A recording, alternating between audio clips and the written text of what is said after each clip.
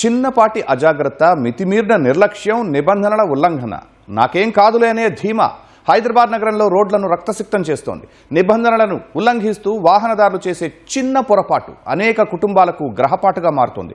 ద్విచక్ర వాహనాలు, కార్లు, ఇలా వాహనం ఏదైనా మన హైదరాబాద్ నగరంలో రోడ్లపై జరిగే ప్రమాదాల్లో ఎక్కువగా ప్రాణాలు కోల్పోతోంది యువతే. ఇది వారి తల్లిదండ్రులకు గర్భశోకాన్ని మిగులుస్తోంది. ఈ పరిస్థితి రాకుండా ఉండాలంటే ప్రతి ఒక్కరూ అత్యంత జాగ్రత్తగా ఉండాల్సిందే.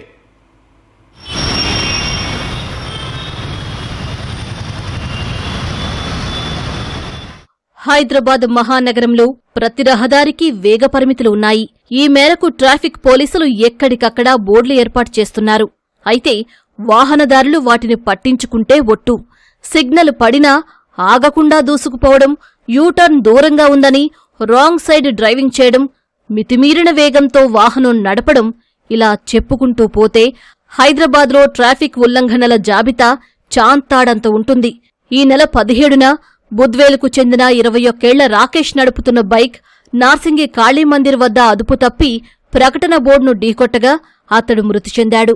ఇదొక్కటే కాదు, నగరంలో ఏదో ఒక మూల రోడ్డు ప్రమాదాలు జరుగుతూనే ఉన్నాయి.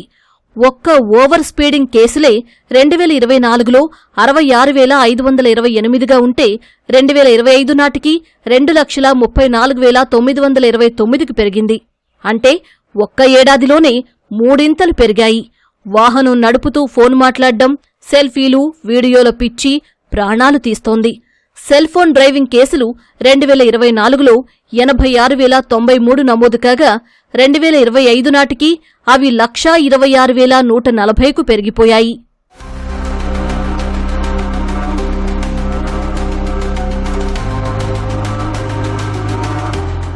పోలీసులు ఎన్ని చర్యలు తీసుకుంటున్నా హైదరాబాద్లో మైనర్ డ్రైవింగ్కు పూర్తిస్థాయిలో అడ్డుకట్ట పడ్డం లేదు. గత ఆదివారం ఆసిఫ్ నగర్ పరిధిలో కారుతో దూసుకువెళ్లిన మైనర్ వేగాన్ని నియంత్రించలేక ఒక నర్సు మృతికి కారణమయ్యాడు.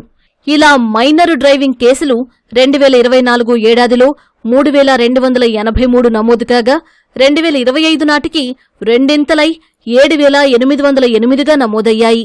మైనర్ తన తల్లిదండ్రులు లేక వాహన యజమానికి తెలిసి నడిపినా తెలియకుండా నడిపినా తల్లిదండ్రులు, వాహన యజమానిదే బాధ్యతని పోలీసులు చెబుతున్నారు.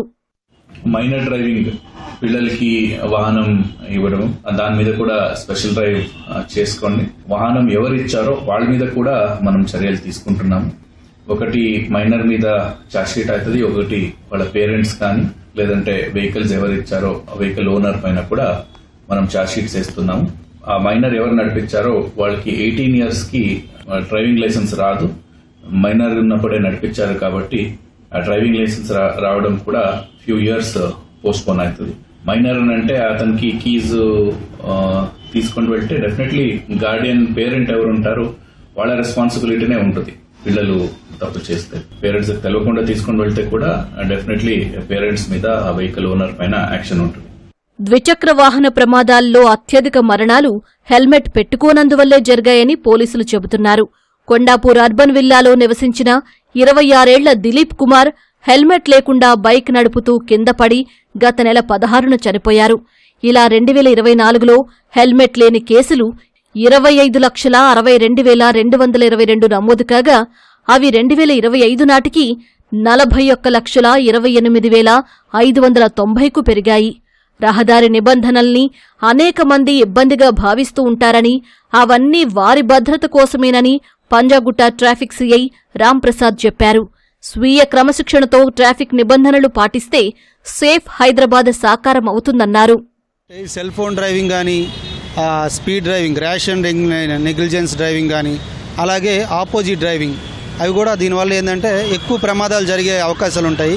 దీనికి సంబంధించి మేము కూడా చాలా వరకు అవేర్నెస్ చేస్తున్నాం. దీంట్లో వాహనదారులు పాటించాల్సింది ఏంటంటే డిఫెన్సివ్ డ్రైవింగ్. ఎదుటి వాళ్ళు ఏ రకంగా వస్తారనేది మనం ఊహించలేం కాబట్టి మన వరకు మనం ఎంత జాగ్రత్తగా వెళ్తున్నాం, ఎంత నెమ్మదిగా వెళ్తున్నాం అన్నది చాలా ఇంపార్టెంట్. మనం వెళ్ళాల్సిన ప్లేస్కి ఒక 5 నిమిషాలు ముందుగానే మనం స్టార్ట్ అయితే మనం టెన్షన్ లేకుండా కొద్దిగా నిదానంగా వెళ్ళి మన గమ్యస్థానాన్ని చేరుకోవచ్చు. కాబట్టి ఖచ్చితంగా అది పాటించాలి. దానికి సంబంధించి ఈ మధ్యనే రాష్ట్ర ప్రభుత్వం కానీ, సిటీ పోలీస్ కానీ తెలంగాణ పోలీస్ కానీ ఎరైవ్ ఎలైవ్ అనే ప్రోగ్రామ్ కూడా కండక్ట్ చేస్తున్నాం. అది కూడా నడుస్తుంది. దాంట్లో కూడా ఇవన్నీ పబ్లిక్కి మేము అవేర్ చేస్తూనే ఉన్నాం. మద్యం తాగి వాహనాలు నడిపే వారి కోసం పోలీసులు నిర్వహిస్తున్న స్పెషల్ డ్రైవ్లో అనేక మంది పట్టుబడుతున్నారు. కొందరికి న్యాయస్థానాలు జైలు శిక్షలు విధిస్తున్నాయి.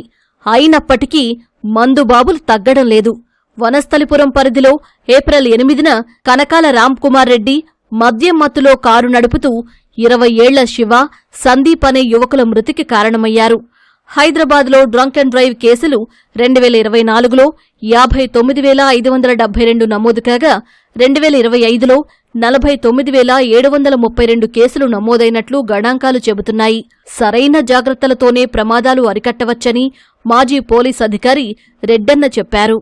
నేషనల్ క్రైమ్ బ్యూరో రికార్డ్స్ ప్రకారం ట్రాఫిక్ వైలేషన్స్ వల్ల చనిపోయే వాళ్ళ సంఖ్య 2 అయ్యింది పోయిన సంవత్సరానికి ఇప్పటికి. డ్రంక్ అండ్ డ్రైవ్, తాగేసి ఇష్టానుసారం డ్రైవ్ చేయటం, వాడు చచ్చేది ఒకటి ఉంది, చచ్చినా ఎదుటి వాడిని కూడా చంపుతున్నారు. బాగా డ్రైవింగ్ చేసేవాడిని. సెల్ ఫోను, మోటార్ సైకిల్ వాళ్ళు చూడండి ఇట్లా మెడలు వంగబెట్టుకొని డ్రైవింగ్ చేస్తూ ఉంటాడు. ఏమయ్యా పక్కన నిలబెట్టి 2 నిమిషాలు మాట్లాడితే తప్పేముంది? ఆ విధంగా చేయరు. ఈ cell phone driving very dangerous అయింది. ఇకపోతే ఓవర్ స్పీడ్. కొందరు పిల్లలైతే మోటార్ సైకిల్ కొత్తగా కొనిస్తారు, దీంట్లో ఓవర్ స్పీడ్ పోవడం, పందాలు వేసుకోవడం, వాడు చచ్చేది కాకుండా ఎదుటోడిని చంపుతున్నారు ఈ ఓవర్ స్పీడ్ వల్ల. హెల్మెట్ ఉండి కూడా పెట్టుకునే వాళ్ళు చాలామంది, ఆ విధంగా చాలామంది చనిపోతున్నారు. కాబట్టి డెఫినెట్గా ఈ డ్రైవింగ్ చేసేటప్పుడు ఈ జాగ్రత్తలు పాటించాల్సిన అవసరం ఎంతైనా ఉంది. మితిమీరిన వేగంతో తల్లిదండ్రులకు, కుటుంబాలకు క్షోభ మిగిల్చే ధోరణికి అడ్డుకట్ట పడాలంటే యువతలో మార్పు రావాలని పోలీసులు, నిపుణులు సూచిస్తున్నారు.